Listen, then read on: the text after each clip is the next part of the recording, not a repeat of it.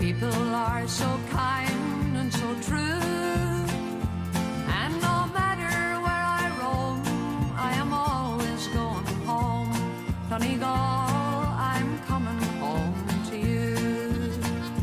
Oh, I've sailed on the tide, I've climbed the mountainside, I've traveled the east and the west, but no matter where I roam, I am always going home. Donegal, I love you still the best.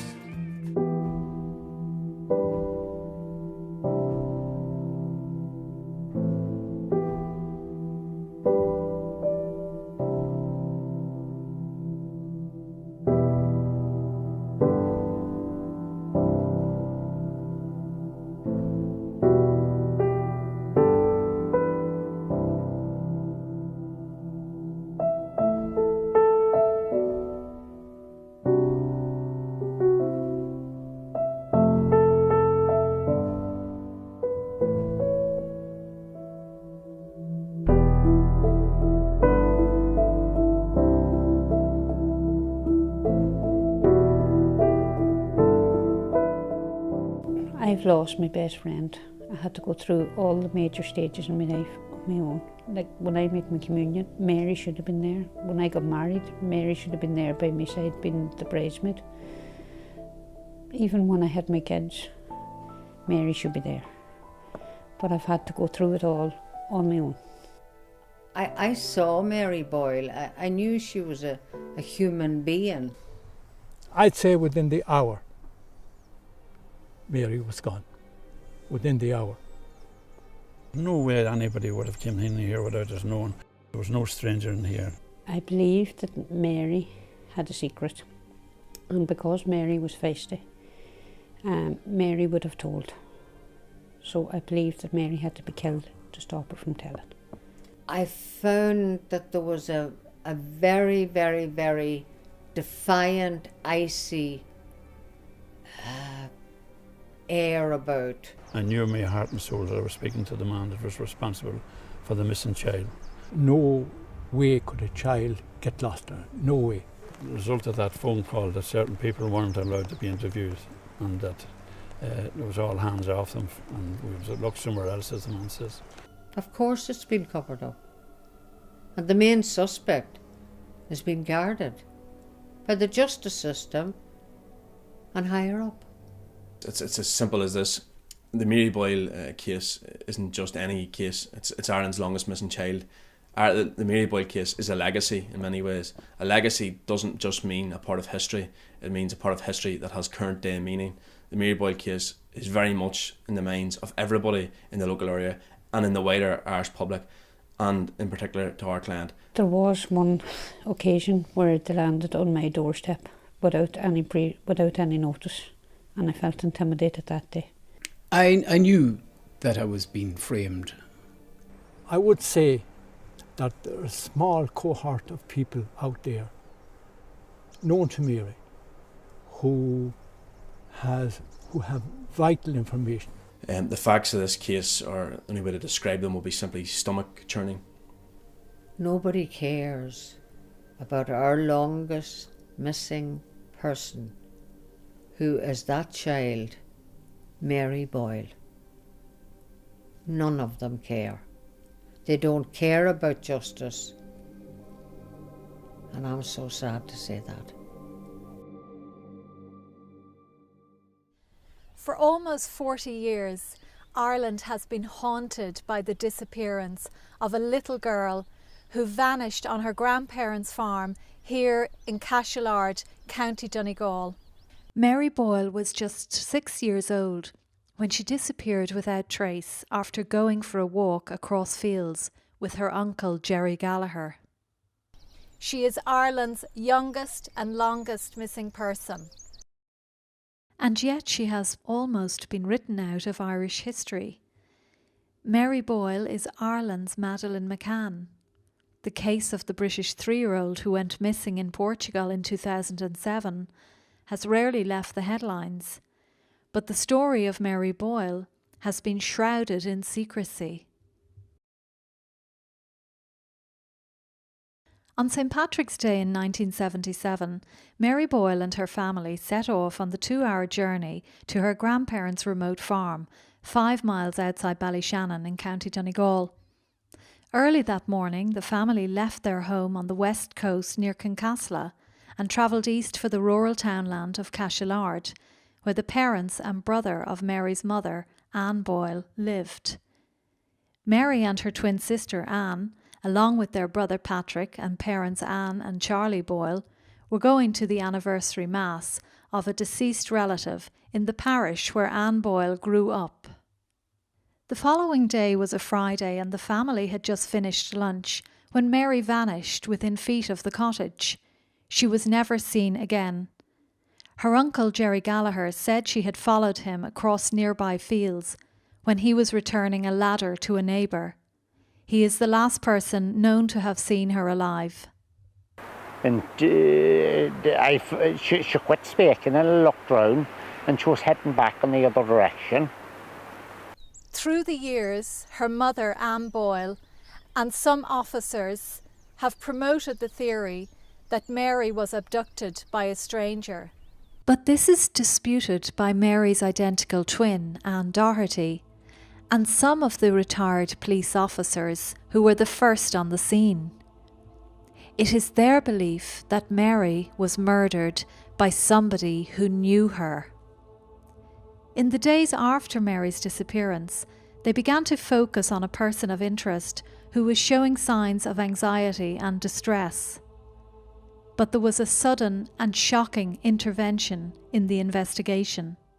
Some of the officers who were among the first on the scene allege that in the days after Mary's disappearance, a politician contacted Ballyshannon Garda Station and ordered that the chief suspect not be arrested. This politician knew the suspect. He also had a close relationship with Superintendent Dom Murray, who was in charge of the case. New evidence will be revealed for the first time about inconsistencies in accounts of what happened before Mary vanished and in the aftermath of her disappearance. Some of these contradictory accounts were made by Superintendent Dom Murray. The Irish police on Garda Síochána have failed to explain these inconsistencies, leading to claims of cover-up and corruption, and allegations that a child killer has been protected for almost 40 years. Anne and Mary Boyle were identical twins. They were born in Birmingham in 1970. Their parents had met there some years earlier. The couple had emigrated from Donegal, Anne from the rural townland of Cashilard and Charlie from the tiny island of Oe. Charlie worked in a factory. Anne was a bus conductor. They married in 1967 and their son Patrick was born soon afterwards. 2 years later, Mary and Anne arrived within minutes of each other. In 1972, the family moved back to Donegal, first settling on Oe Island before returning to the mainland. The twins were rarely apart and the bond between them was tight. When Mary was bubbly and she was feisty, she would do the talking for the two of us. She would, no one would walk on her, she would stand up to anyone. She was, very bubbly, and we used to go everywhere together. Like we'd maybe 2 rows in our life. One row we had in school, and the headmaster tied our ponytails together, which he thought would be a terrible punishment, but all we were doing was laughing about it. To be a twin is like to have someone the same as yourself, someone identical to you doing everything that you're doing. You don't want to do anything on your own, you want to go and do it together and spend all your time together and play together and do everything together. Back home to Donegal, you're the pride of them all. Your people are so kind and so true. And no matter where I roam, I am always going home. Donegal, I'm coming home to you. Margot O'Donnell is one of Ireland's most successful country singers and a distant cousin of the twins. My mum was an island lady, you know, and I would have spent a lot of time on the island. In fact, I went to school there for a period of time. I was staying in with my grandparents. And Charlie Boyle, that's Anne and Mary Boyle's and Paddy's father, he would have been a distant relation of my mother's. Island people are very close people. It's a small community. So that was the connection. I knew every family on the island. And the first time that I saw Anne and Mary, the twins, was after they came from Birmingham. They were born over there. And I remember seeing them in the island, and they were going across a little stream that we called the Burn. It ran down through the island, and I didn't know which was which. I couldn't tell the difference, but I remember one of them crossing it quite swiftly, but the other one was nearly dead on her hands and knees. And they were blonde and they were beautiful, and you know, I'd seen twins before, but not on the island. So that was my first memory of them. And then, of course, they moved out to the mainland, as we call it, out where I lived with my mum and my family. So they lived in a place called Belcritch, Kincasla, and I came from Kincasla. So the last time that I saw the twins was at a regatta that was held down at our little harbour in Kincasla. And my mum always talked, right up until she passed away, about the last time she saw Anne and Mary. And she'd talk about it in the house, and she always sat inside of the window at the front of the house, and she would tell people that would come in, maybe if there was a story going on about Mary at the time. The last time I saw Mary Boyle and Anne, they were walking on that wall coming up from the regatta. So, I think maybe the fact that I actually knew them, you know, I saw Mary Boyle. I knew she was a human being.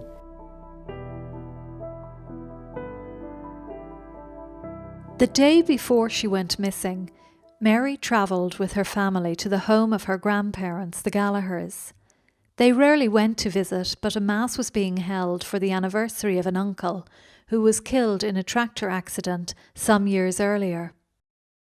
The day before we went to my grandparents' house, he was sick, and there was a doubt as to whether we'd be able to go for my uncle's anniversary or not. But then I got well enough to go, and I suppose we got ready that morning, headed up to Cashellard. We went to Mass, for it was my uncle's anniversary. And afterwards we would have went to my grandparents' house. I suppose we would have had dinner and went to the fair in Ballyke and came back home, and we stayed the night with the grandparents. On the day she went missing, Mary was wearing a lilac jumper and brown trousers. She had a white and purple ribbon in her hair and was wearing Wellington boots that were a size too big for her. The tiny cottage was cramped. 11 people had stayed there the night before. The twins, Mary and Anne, their brother Patrick, their parents, Anne and Charlie Boyle, Anne Boyle's parents, Lizzie and Patrick, her brother Jerry Gallagher, his wife Eva, and their 2 small children, Gerard and Gregory. After dinner, Anne called her sister out to play, but Mary did not go. We were playing around, and we went and had the dinner, and after dinner I went out to play with my brother and 2 cousins, and I asked Mary was she coming outside, and she said no, she was staying in to help with the dishes. It was the last time Anne would see her identical twin sister alive. To this day, not a fibre from Mary's clothing has been found. Her uncle Jerry Gallagher claimed that she had followed him across fields to a neighbour's house, Macaulay's, where he was returning a ladder he said he had borrowed earlier that day. He said he had decided to fix a tile on the roof that had been causing a leak. A member of the local Fianna Fáil party, Mr. Gallagher worked as a charge hand with the Office of Public Works, maintaining local rivers. His neighbour, the Macaulays, lived about 800 metres away, along a path through fields marked with stone walls. Jerry said that Mary climbed over the walls on her own and that he did not help her. According to Mr. Gallagher, they came upon a muddy patch and Mary decided to turn back. He said he continued on and was back at the Gallagher house about a half an hour later. It was around this time that Mary's mother, Anne Boyle, discovered her daughter was missing. The wee lassie was following behind, and she come as far as the water. The lane was flooded at the time. And she quit speaking and looked round, and she was heading back in the other direction. And that was the last sight of her ever was seen. Martin Collins was sergeant in Ballyshannon at the time and one of the first senior officers on the scene in Cashilard after Mary went missing. When I arrived, I went to the front of Gallagher's house and I was speaking to an uncle of the missing child, who briefly set out what happened during the evening, the times that she went missing, etc., etc. And at that particular time, he said that the parents were too upset in the household and not to go in just for the time being. A number of unusual aspects emerge in witness accounts given to Gardaí in the days after Mary's disappearance. Anne Boyle said she realised her daughter had gone missing at about 4:20 p.m. She said she ran out to the door and shouted to the other children if they had seen Mary. But Jerry Gallagher, who was at a wall in front of the house, stayed silent and did not mention that Mary had followed him. She said he got up and went in the direction of the Macaulay's house. In her statement to Gardaí in March 1977, Anne Boyle labours this point, mentioning it twice. When I looked out and saw only the 4 children, Jerry was there at the wall. Jerry didn't mention to me at any time that Mary was missing and didn't tell me she was with him until he had the first search carried out. When she came out of the house originally screaming as to where Mary was, Jerry was fixing or putting some stones on the wall that surrounded Little Gardendale. It's now covered with shrubbery. And at that stage, he never said that the child was with him. It was only when he had a return journey in the direction of Macaulay's and came back, it was then that he said the child was with him. Sergeant Collins was also concerned about the length of time it took before the Gardaí were alerted about Mary's disappearance. Anne Boyle said her daughter went missing just after 4 p.m, but the Gardaí were not contacted until about 6:30. Mrs. Boyle went on foot to Loch Columkill, a lake near the cottage, where she spoke to a pair of anglers and asked if they had seen a little girl. They said they hadn't and that she should alert the police. She saw her brother Jerry on the other side of the bank and called over to him to contact the Gardaí. He told her to do it. In the end, it was the fishermen who informed the police. So there was a 2-hour lapse, or 2.25-hour lapse, before it was reported to the Gardaí in Ballyshannon. The time factor in a case like this, 1 minute, never mind 2.5 hours, 1 minute is important. Another unusual aspect has emerged in witness statements from the time. Jerry Gallagher said he took Charlie's car, a red Ford Cortina, around the lake to look for Mary and drove it back to the cottage. But Anne Boyle says Jerry left the car on the roadside and that she was the one who drove it away from the lake, calling into a neighbour's house to inquire about Mary. There were other aspects of Jerry Gallagher's story that concerned Sergeant Collins. For a 6-year-old to negotiate these walls, and given her size, do you think that is possible, that she climbed these walls? Listen, I have youngsters the same age, or had them the same age as 6 years old, and certainly I couldn't see them negotiating walls 3 and 4 foot high. And they are a particular wall in that they're single stone walls, and the top stone, as you can see, is just little touch and it can fall either ways. So I couldn't see the child negotiating 3 of them, one after the other.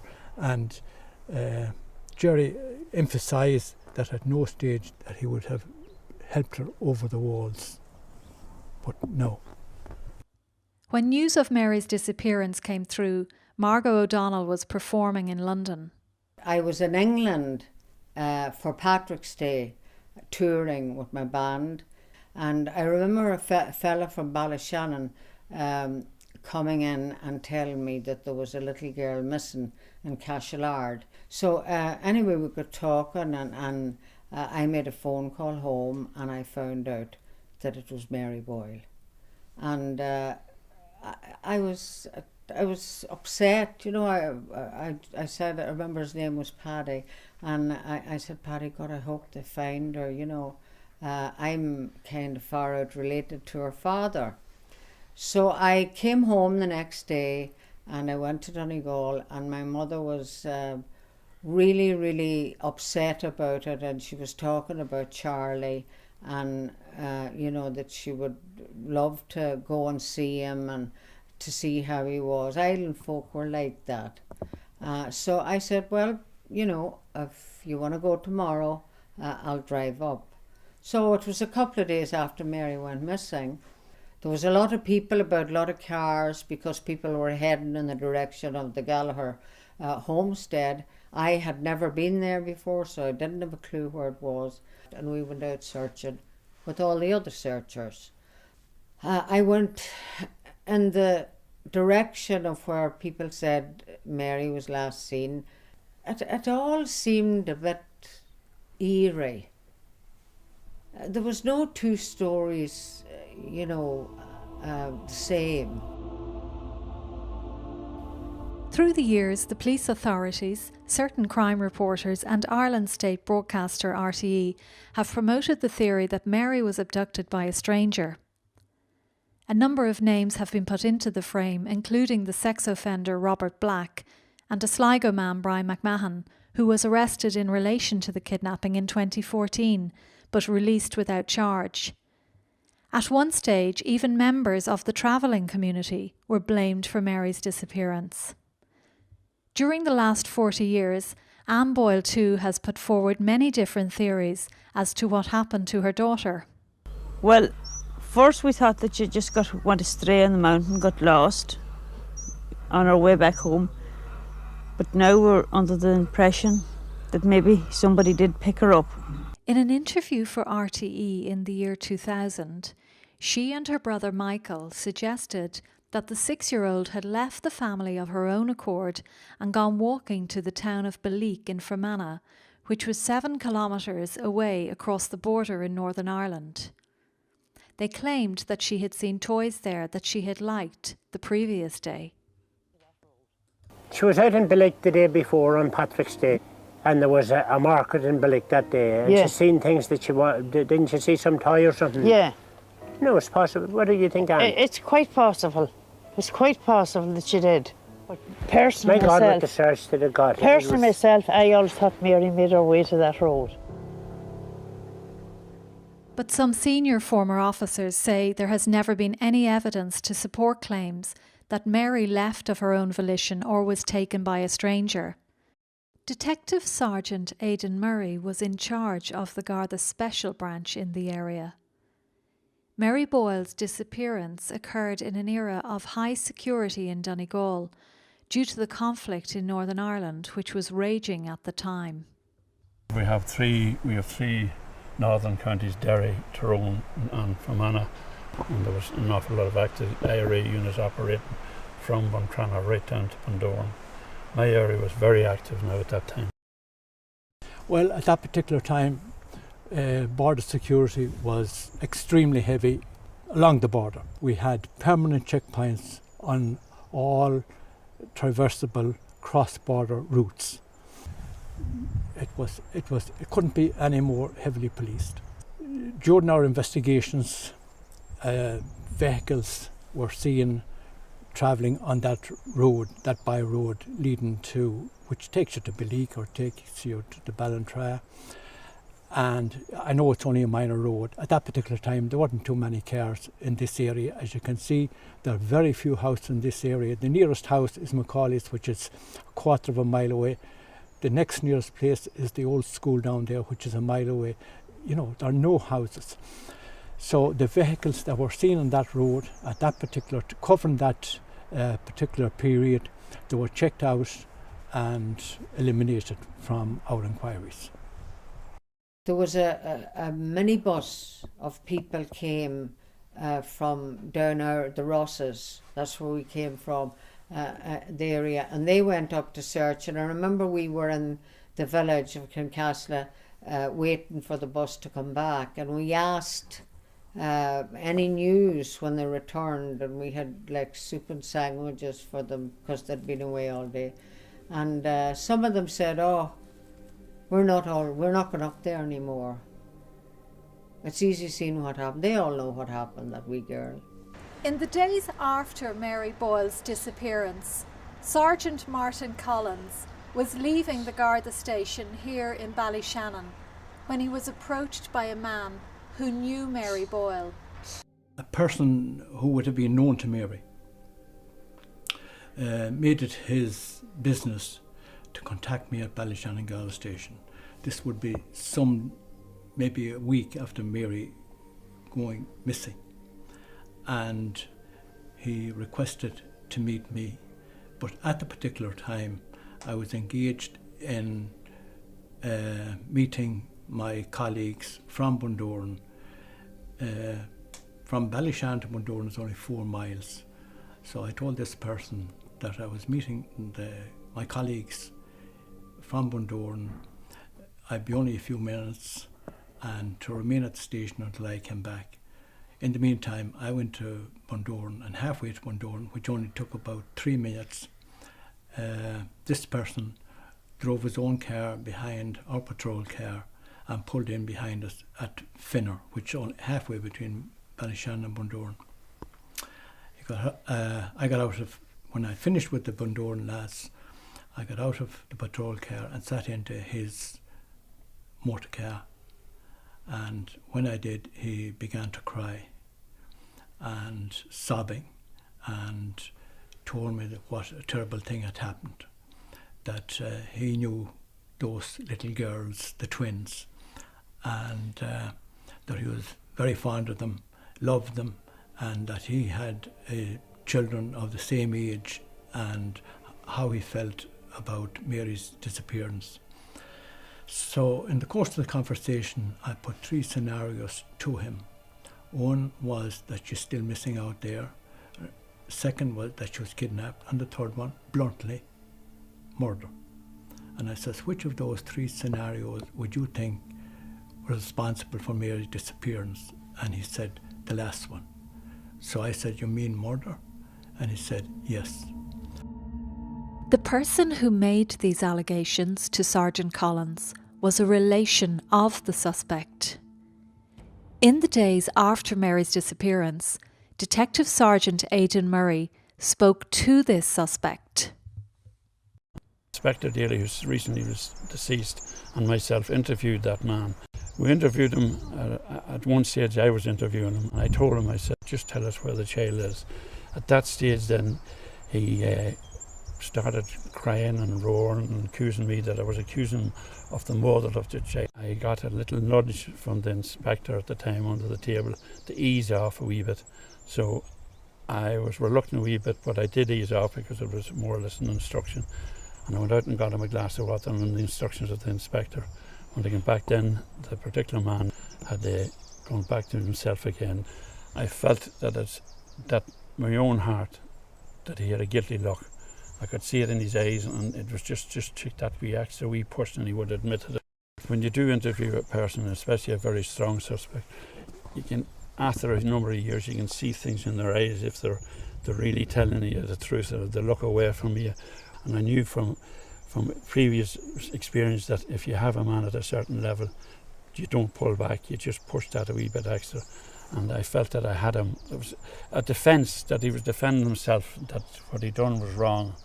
But I thought if I'd had somebody else with me, maybe that extra wee bit of pressure we wouldn't have been here today now talking. It was during this time frame that a phone call came through to the Garda station here in Ballyshannon. I was in the station along with several others. We had a station party of 70 or 80 members at that particular time because of the heavy security. And at any one time you could find 9 or 10 members in and around the station, clerical workers, etc., etc. And a phone call was made to Ballyshannon station. He was a politician. The gist of the conversation was that none of a particular family should be made suspect for Mary's disappearance. Well, I know that the result of that phone call, that certain people weren't allowed to be interviewed, and that there was all hands off them, and we would look somewhere else, as the man says. As it was said, that the sting of the whole investigation went out of the whole investigation, you know. In April 2016, these allegations were put on the record of the European Parliament by Dublin MEP Lynn Boylan. This is Mary Boyle, Ireland's longest missing child case. 6-year-old Mary disappeared in 1977, and the man whom her twin sister believes is responsible for her disappearance still lives in that community and has never been formally brought in for questioning. Allegedly, a still-sitting politician directly intervened, and that intervention led to one of the worst cases of police cover-up we have seen in Ireland. Almost 1 year ago, I brought Mary's twin sister Anne to this Parliament seeking justice. Article 2 of the Charter of Fundamental Rights guarantees the right to life. 6-year-old Mary was denied that right. Article 20 of the Charter guarantees the right to equality before the law. Mary was denied that right. To this day, there has been no inquest into Mary's death, no commission of investigation, despite a formal request from the legal team. In fact, it has never even been debated in the Irish Parliament, which is why I am forced to raise it here tonight. 6-year-old Mary Boyle has been failed by the Irish state. Even after these disturbing allegations were made in Brussels, they were all but ignored in the Irish Parliament and mainstream media. The deafening silence about the case in Ireland even prompted one British newspaper, The Guardian, to ask, why has Ireland's mainstream media turned its back on Mary Boyle? I do believe that there was a senior officer who sort of had to play ball with this politician. Was it blackmail? I don't know. I've heard an awful lot of things that make my skin crawl and makes me realise that we have absolutely no justice system in this country. Don Murray was the local superintendent in Ballyshannon at the time of Mary Boyle's disappearance.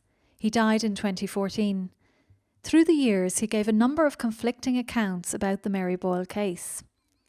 In an interview broadcast on RTE in 2000, he stated that Jerry had told Mary to go home during their walk through the fields. However, this contradicts Jerry's account of what happened. In his statement, he said he did not tell Mary to go back to the cottage and that she left of her own accord. Superintendent Murray also said that Jerry and Mary came upon a pool of water which was 2 feet deep.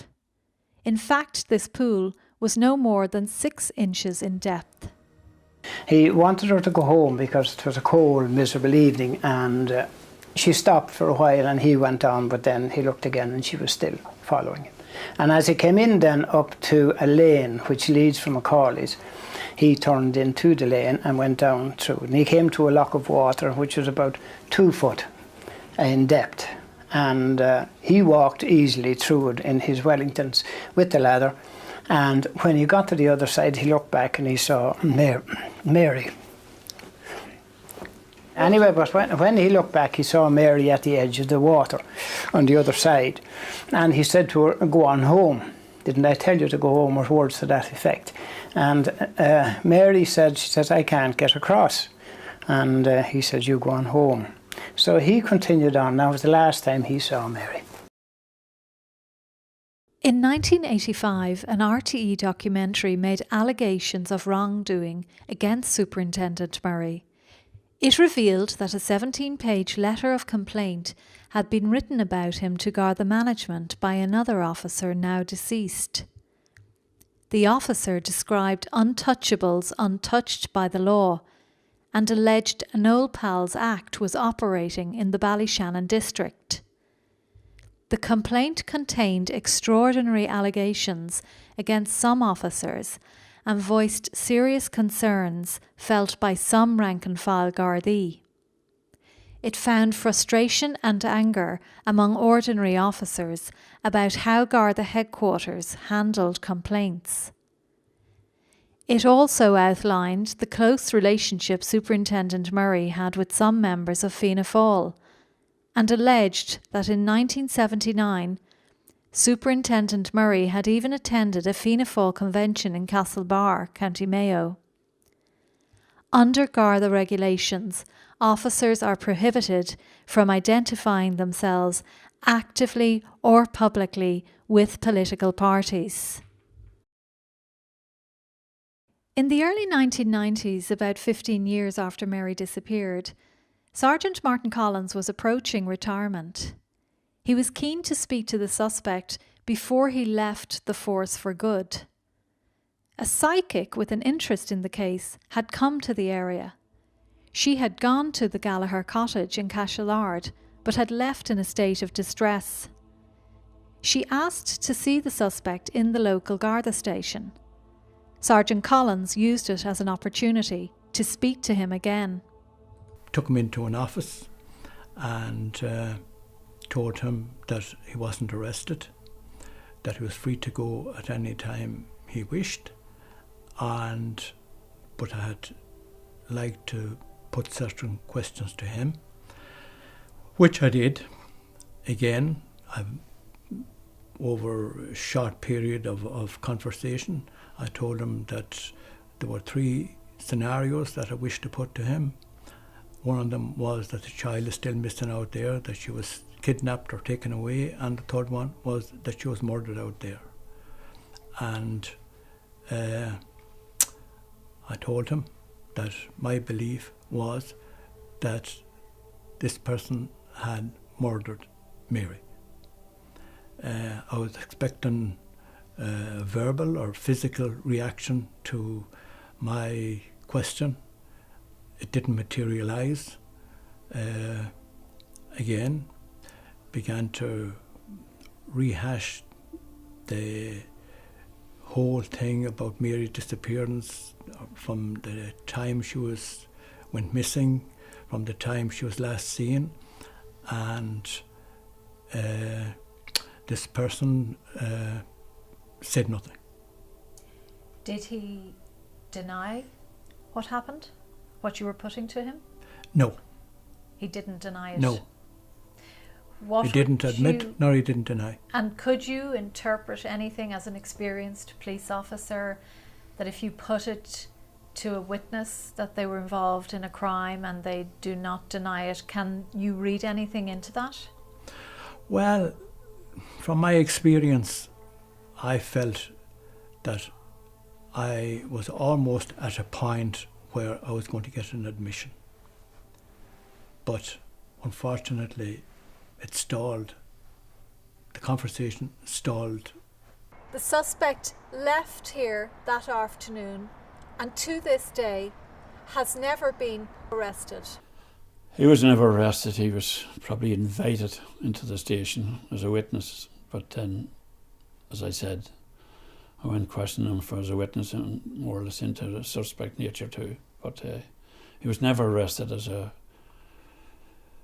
for the crime of murdering the child. One of the most disturbing aspects of the case is the claim that a person close to Mary has revealed the identity of the killer on a number of occasions.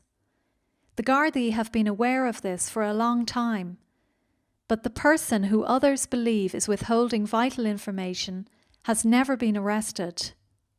Through the years, you were also told by another person known to Mary the identity of the killer. Can you tell me about that? Yes, another person who would be known to Mary. I've spoken to that person on a number of occasions, but on at least 3 occasions, that person told me that she knew who the person was that murdered Mary. That's right. Someone that was known to me and Mary told me that they knew what had happened to Mary and that they knew the identity of the killer. I was told 77, and I had my own ideas about it. I didn't point a finger, but I had my own thoughts on it, like everybody else had. And somebody very close to Mary in 1980 told me that they knew what happened to Mary and they knew who murdered her. In 1994, that same person told me again, and there was a little bit more added on to it. There's definitely somebody that knows very close to that person, very, very close, know rightly what they're holding and know rightly if they come forward that this matter will be cleared up and the child will be laid to rest and would have an end to the whole matter. That's brutal murder, you know. These persons are as guilty as him by holding back and knowing that they're guilty. I don't know how they can look at themselves. And I remember I was asked by that person, and it stuck me to the chair I sat on. You will never forget about Mary, will you? And I said, no. Why was the next question. And I was flabbergasted. Those who have never given up on justice for Mary have little doubt about the motive for her murder. I believe that Mary had a secret, and because Mary was feisty, Mary would have told. So I believe that Mary had to be killed to stop her from telling. What do you think the secret was? I said Mary was sexually assaulted. Would it be the secret? Yeah. Mary was chatty, and I believe Mary was sexually molested, and she probably said, I'll tell. And for that reason, our little Mary Boyle had to die. Is it your belief that Mary was sexually assaulted before her death? Over the years, yes. Looking back on it over the years, I'd say yes. It's hateful to see a person you know that has committed such an atrocious crime, especially with a child. That was always my thing. Any person that interfered with a child. I had 2 things in my life when I was in the police force. Anybody interfering with a child or an old person where they couldn't defend themselves.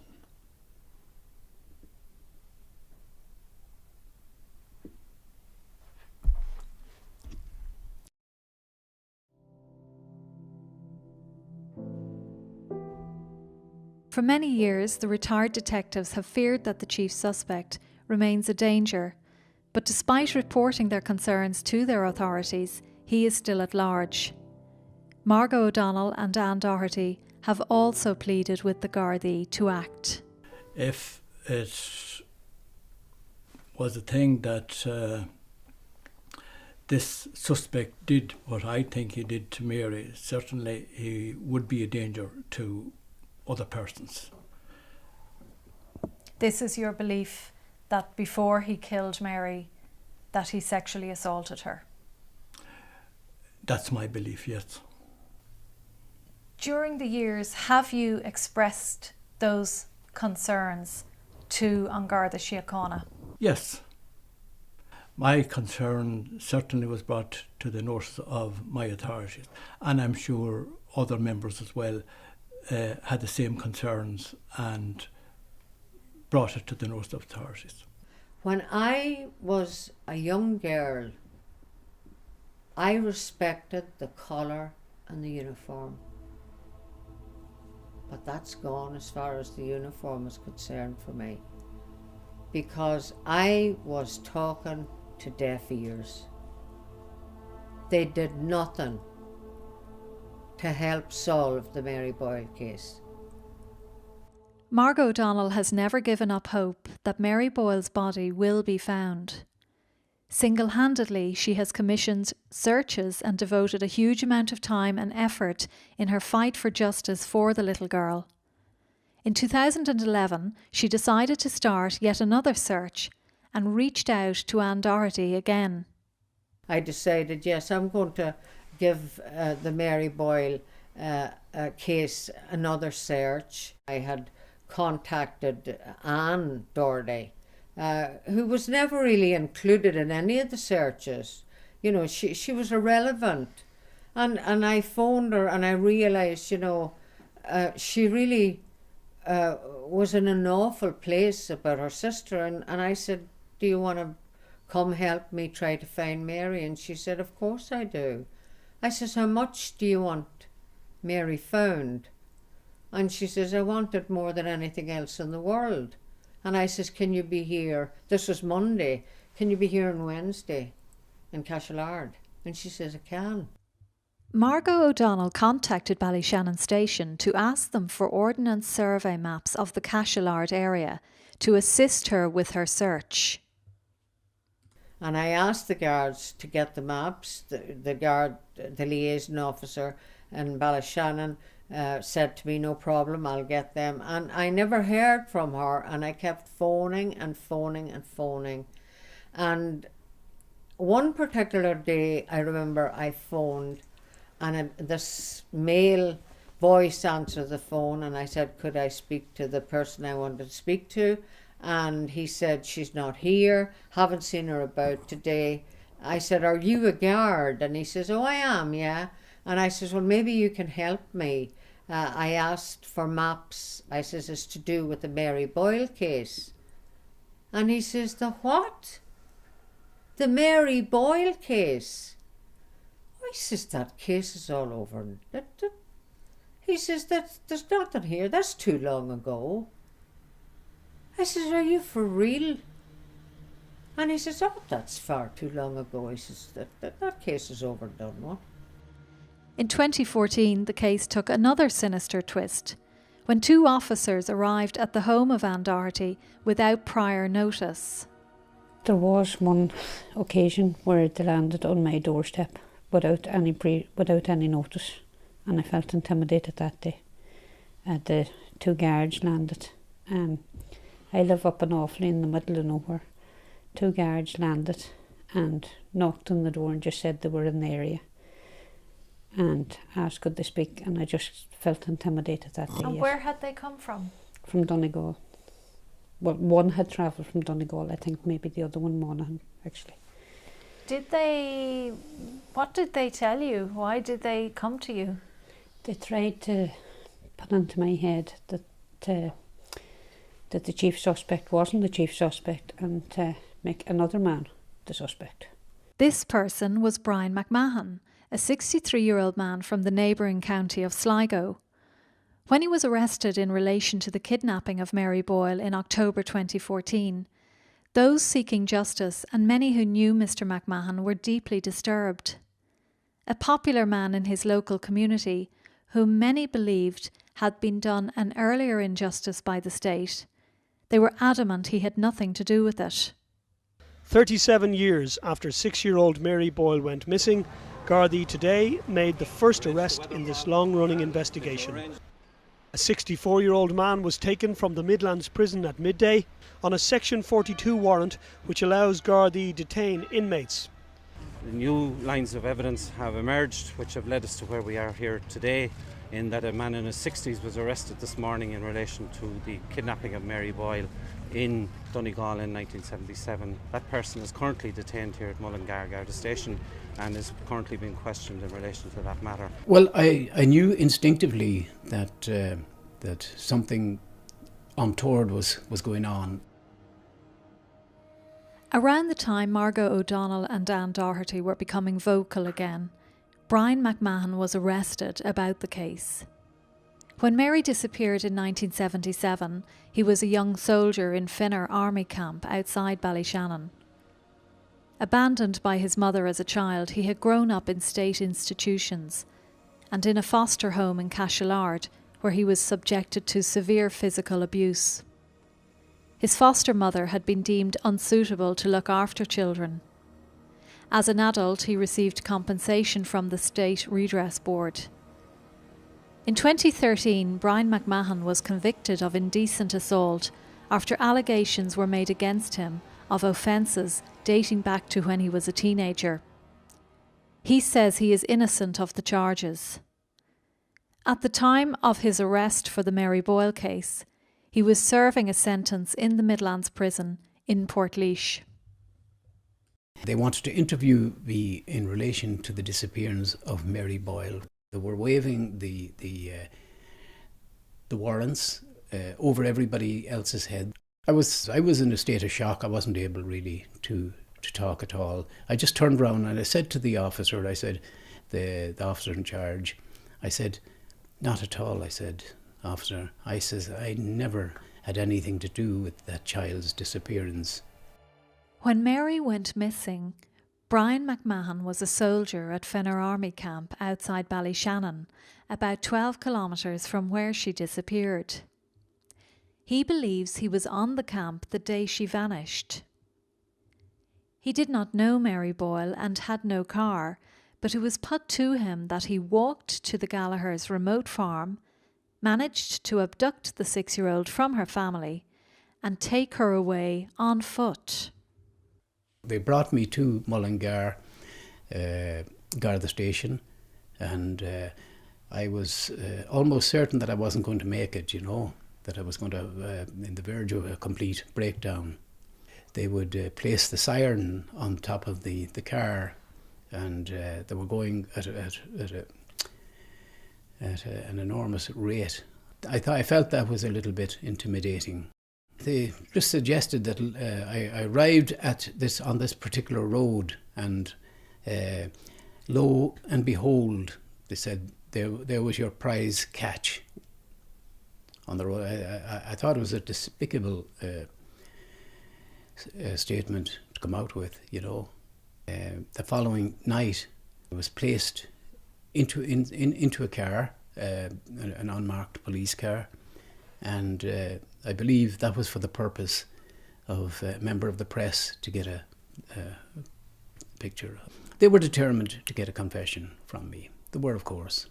But I knew that those two guys themselves knew 100% that I wasn't the man they should be looking for. In 2015, the DPP decided that charges would not be brought against Brian McMahon in relation to the Mary Boyle case. He is now considering a legal action against the Gardaí and the state for unlawful arrest. Former Sergeant Martin Collins was one of the many people in Donegal and Sligo alarmed by the arrest of Brian McMahon. Well, the first I heard of it was when I saw it or being on RTE, and I didn't know the particular person. As I said, 39 years ago since Mary went missing, I didn't know the particular person, but certainly that name never came up in our original investigation. Do you believe it is possible that he had anything to do with Mary's murder? impossible. Impossible. Another name that has been put into the frame by some Gardaí and certain crime reporters is the Scottish sex offender Robert Black. In his book Missing, RTE crime reporter Barry Cummins devotes several pages to suggestions that Robert Black may have been linked to Mary's disappearance. He writes, if a local suspect could not be found, the other possibility, and one that remains to this day, is that a person from outside the locality, possibly a foreigner, abducted Mary Boyle.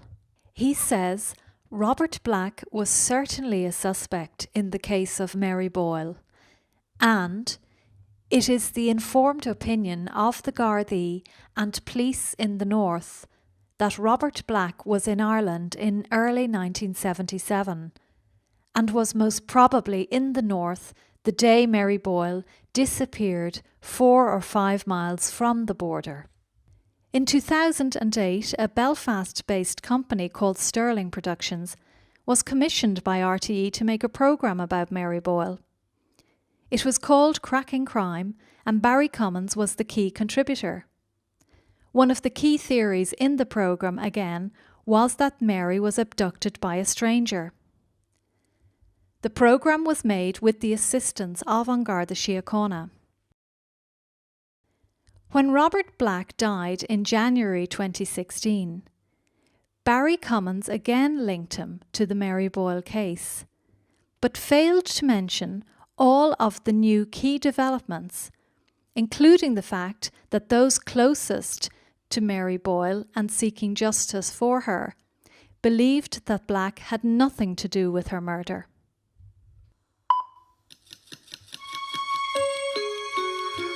Good morning at 7 o'clock on Wednesday the 13th of January on RTE Radio 1. This is Morning Ireland with Gavin Jennings and Cathal McCullough. The possible County Donegal connection relates to the disappearance of another child, Mary Boyle, 4 years earlier, 1977. First of all, tell us what's known insofar as the details are clear about her disappearance. Robert Black's name has been linked with Mary Boyle for many, many years. Nothing tangible to show he was in County Donegal at that time, but certainly it would have fitted his modus operandi. Now, through the years, other scenarios have been put forward as to what may have happened to Mary Boyle, and among them a number of names have been linked with her disappearance, including the sex offender Robert Black. Do you believe it is conceivable that he had anything to do with her murder? No. Why do you believe that? Why I believe that, there's no evidence whatsoever that he was in the Ballyshannon area or he was in the Cashel-Yard area. And it would be a chance in millions for him to appear in Cashel-Yard at the particular time that Mary went missing, which was a span of about 40 minutes in an isolated, and I mean isolated, part of countryside. No houses within 400 or 500 yards except one, and to be in the particular area where Mary was last seen, an impossibility. When you hear his name being linked to her murder by certain journalists, how does it make you feel? I cringe when I hear it, because I know that it's so remote for he to be in that particular area at that particular time, at that particular minute. So remote. Is it possible that Mary Boyle fell into a slurry pit? No. A swamp? No. A lake? No. Any other water source? No. Because all those lakes were checked by the Subaqua crowd, even Columkill Loch. There was a blind lock near Columkill Loch. It came under notice at a very early stage, and it was completely cleaned out, but no, nothing. In 2015, Margot and Anne renewed their efforts for justice. Through the years, Gardaí had told them they would only deal with Anne Boyle, Mary's mother, because she was Mary's next of kin. Margot and Anne decided to try to take the case away from Ballyshannon Garda Station and to one of the biggest stations in the country, Pearse Street, in the heart of the capital city, Dublin. I had gone to all the guards I could. I had searched with diggers and men. I had done all I possibly could. I was exhausted. And I thought, Pearse Street, yeah, let's do it. So Anne and I went in and we told our story. I went to Pearse Street with Margot O'Donnell to make a statement, which I thought if you go to Pearse Street they're bound to arrest the chief suspect. But as of yet, no arrest. And from what I can see, nothing's been done. Nothing came out of Pearse Street. No more than Ballyshannon. I was spoken to with Anne. I was brought upstairs and he told me that he was a big fan of Margot's, the voice of an angel. And he promised me that this statement and Anne's wouldn't fall on deaf ears, nor would it be stuck into a drawer and put away. You know what? I think it was put further in the drawer. So what did we get from Pearse Street? Nothing. I know there's a lot of people would want me to go away.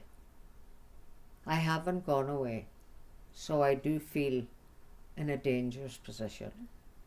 Until recently, Mary Boyle's name had all but faded into history.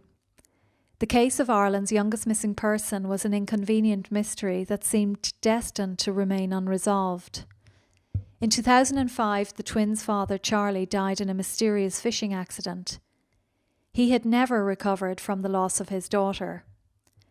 Anne Doherty believes he knew what happened to her, but was unable to act. In recent times, with the support of Margot O'Donnell, Anne decided to take her sister's case to an international audience in the hope that she would be listened to abroad.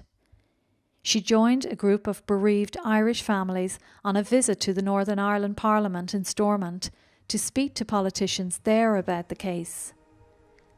The families were also alleging Garda corruption in their loved ones' investigations and that they too had been denied justice by the state. It was the first in a series of trips Anne would make to highlight the case, which also took her to Brussels, Westminster and Washington.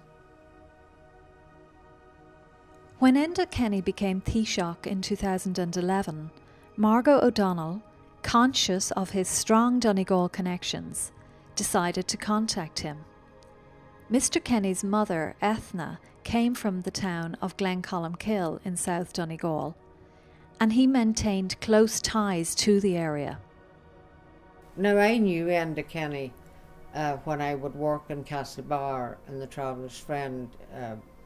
I knew him through the promoter there, but I didn't know him as a politician. And I thought, he's just been elected, you know, Taoiseach, and to heck, I'll phone him. So I phoned him on his mobile. I got his mobile and I phoned him and he answered. And I said to him, Enda, I am ringing you about the Mary Boyle case. And I said, I think you could help me, you know, find out what happened and maybe find her body. And he said I would have to go to the Minister of Justice. I says, I don't want to go to the Minister of Justice. I'm asking you to help me. He was, at that time, leading our country. He was the head man. And he did nothing. In October 2015, Enda Kenny was asked about the case in Dáil Éireann. He admitted that he had been given information about it, which he had passed back to the Gardaí, but did not know if it had been followed up. Anne, the twin sister of Mary Boyle, a 6-year-old girl who disappeared close to her grandparents' home in Donegal in 1977. Anne firmly believes that there was both political interference and a Garda cover-up in Mary's case. Taoiseach, would you be willing to meet with Mary's sister Anne to listen to her concerns regarding the Garda handling of the case? I'm aware of the case of Mary Boyle. It's many years ago now. I've had some contact about this quite a number of years ago, which I brought to the attention of the Gardaí, and I can't say whether the allegation made was followed up or not, but I brought it to the attention of the Gardaí. It's quite a number of years. It's a number of years ago, Deputy. Almost 40 years on, Anne Doherty and Margot O'Donnell are still searching for the remains of Ireland's youngest missing child. They are certain Mary's body was dumped close to where she went missing. In December 2015, Anne Doherty's legal team requested that a new search for Mary Boyle's remains be carried out in the Cashellard area. That request has been denied. A mother of 5, Anne Doherty has left Donegal and lives in the Midlands today with her husband Shane. She is estranged from her mother, whom she says has tried to obstruct her in her campaign for justice. Anne Boyle recently sent her daughter and Margot O'Donnell solicitors' letters threatening legal action against them. In a recent radio interview, she ridiculed her daughter's justice campaign live on air. You know, things can be done quietly, not publicly, and running to Dawes and running to Westminster and all this carry on. That's the most ridiculous carry on I ever seen in my life. Mary's twin sister Anne Doherty has renewed efforts to have an inquest into her sister's death. In December 2015, she met the Donegal coroner, Dr. Dennis Macaulay, and urged him to convene an inquest in an effort to find out the truth about how her sister died. Her mother, Anne Boyle, however, has said that she does not want an inquest and will state in her will that she does not want one after she is deceased. This lies in stark contrast to the many claims Anne Boyle has made through the years in the media, stating that she hoped she would find out what happened to her daughter before she died. We had so many disappointments over the years where our hopes was raised and we thought that we would find her within days, but it has never come to pass. But you always like to see an end to the situation that we're in. It'd be nice to see an end. If they have anything at all to come forward with it, because the Garda will treat it with the best of confidence, and hopefully that there will be an end to Mary's case. So, looking back on the 18 years when your mind must have been consumed with it, probably every one of those days, what do you now suspect or think may have happened to Mary? That's a very hard question again. But would you believe Mary to be dead now, do you? I think so, because I think she would have come, that we would have some kind of information by now. If Mary is dead, that we could find a body and that we could bury her, and then we might have peace of mind.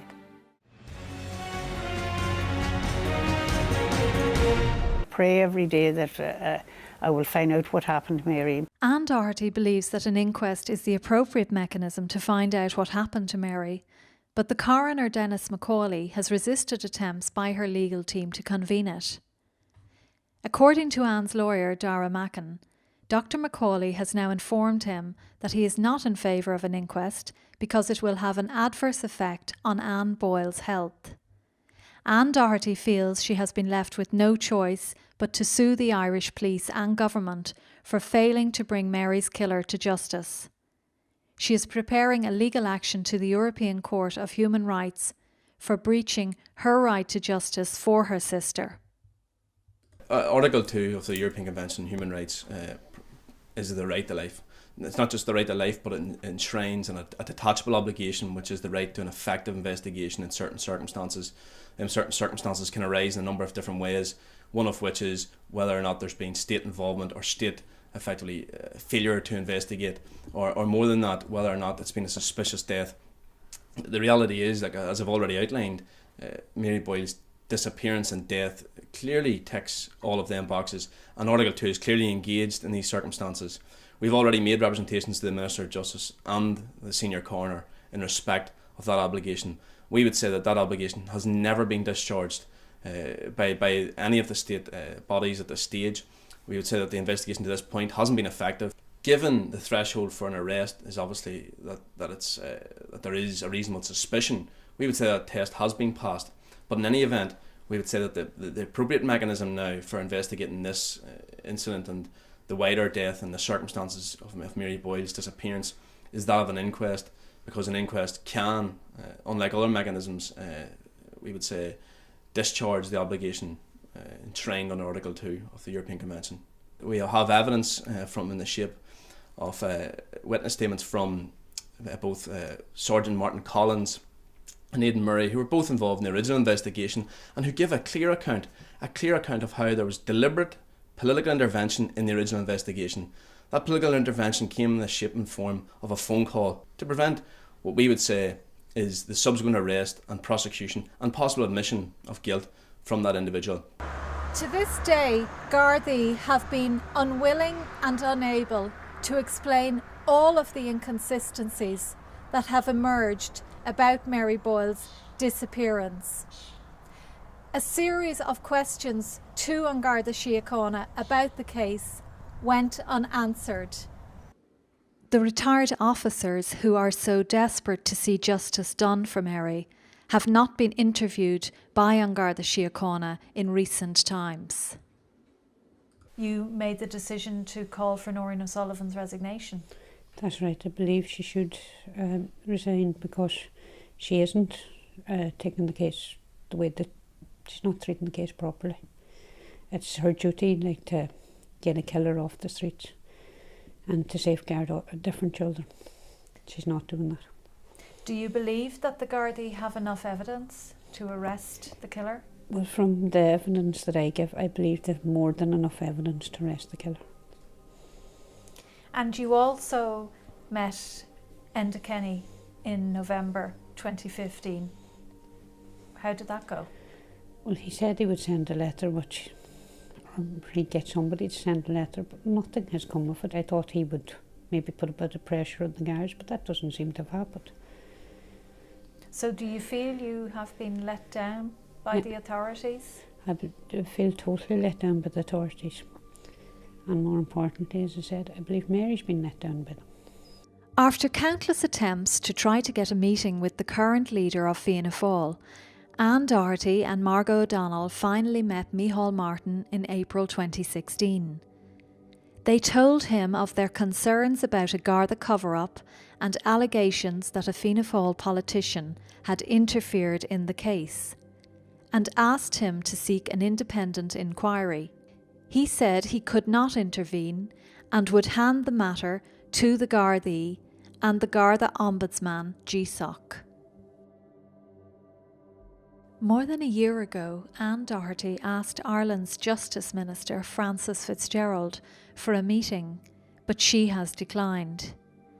However, the Minister says she has met with the mother of Mary Boyle and was grateful to do so. She also stated that a review of the case had been ongoing for almost 5 years, since 2011.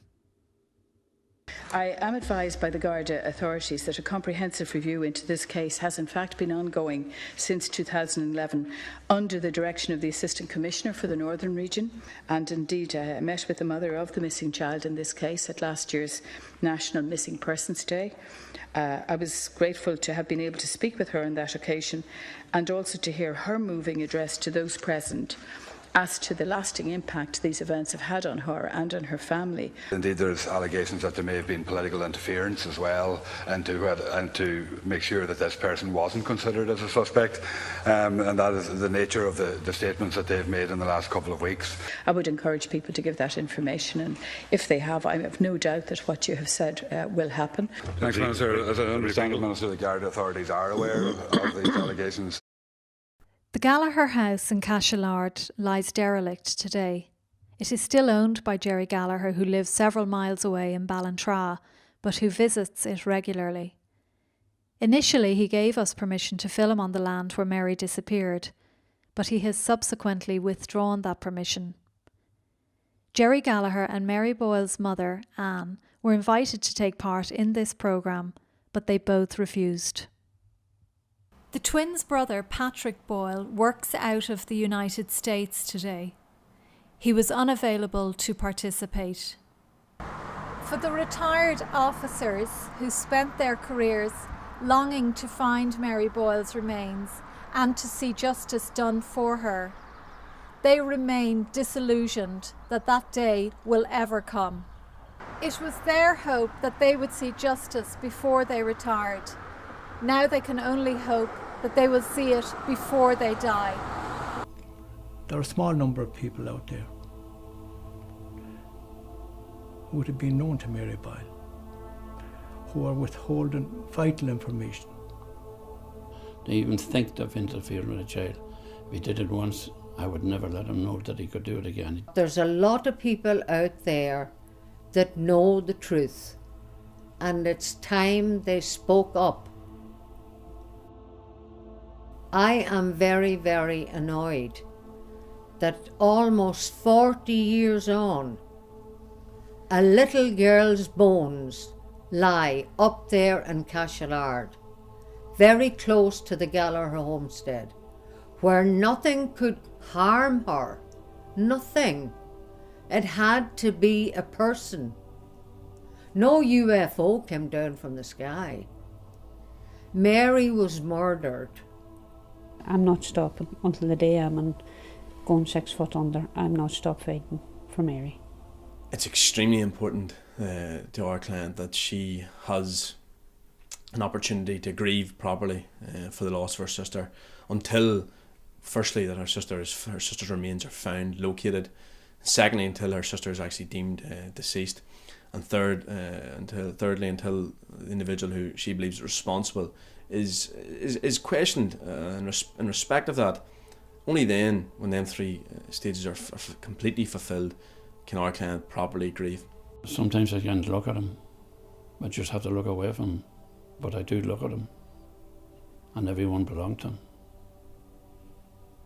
You know, my mother was 94 years of age in May of 2014. And she would have been 95 in July. And on her deathbed, she died at 3:48 a.m. in the morning. At 4 o'clock the evening before,